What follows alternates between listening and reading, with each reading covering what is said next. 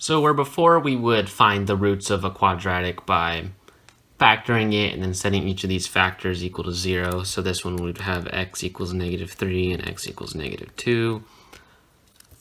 Sometimes we can't do that.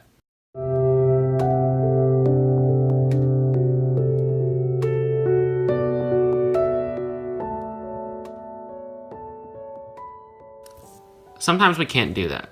Sometimes it won't be possible to factor, but we still want to know where it crosses the x-axis. This is going to be most likely when the roots aren't real numbers, if they're not integers, or if they're not integers or not simple fractions, or if they're not real. So we set up this quadratic formula, and there's a little jingle to go along with it, but I'm not going to say it.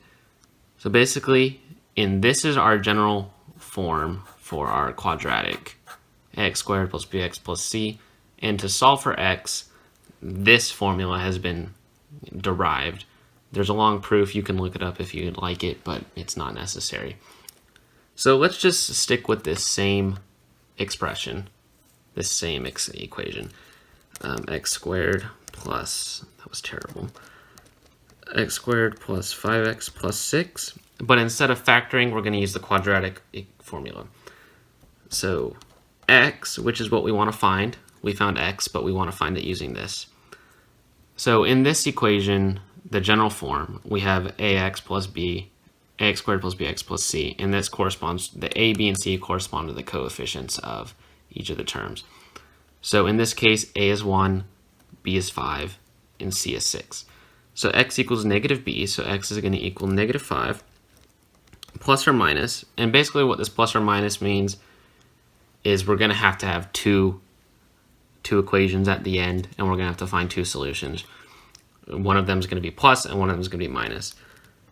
And then the square root of b squared, so that 5 again, 5 squared, I'm just going to say 25, minus 4 times our a number, which we said was 1, and our b number, not our b number, sorry, our c number, which is 6.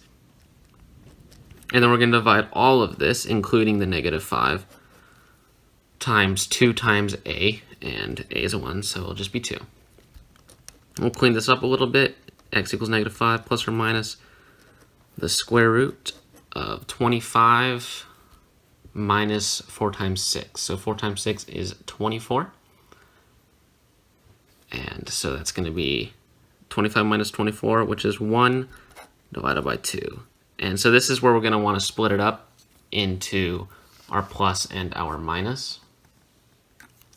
So we'll do x equals -5 plus 1 over 2, and x equals -5 minus 1 over 2. And so -5 plus 1 is -4, and then -4 divided by 2 is -2. In this one, -5 minus 1 is -6, divided by 2 is -3. And we need two solutions because in a quadratic, just a general quadratic,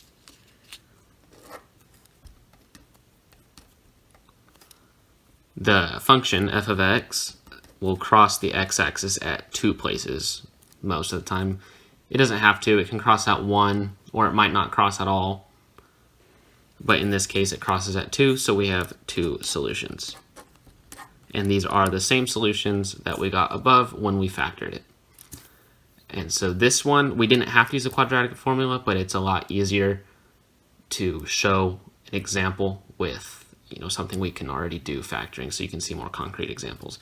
Most of the time, your answers are going to not be as pretty. They're going to be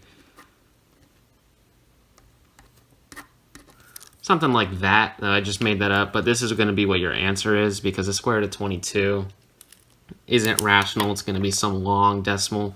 Then when you add 5 to that and divide by 7, it's going to be even worse.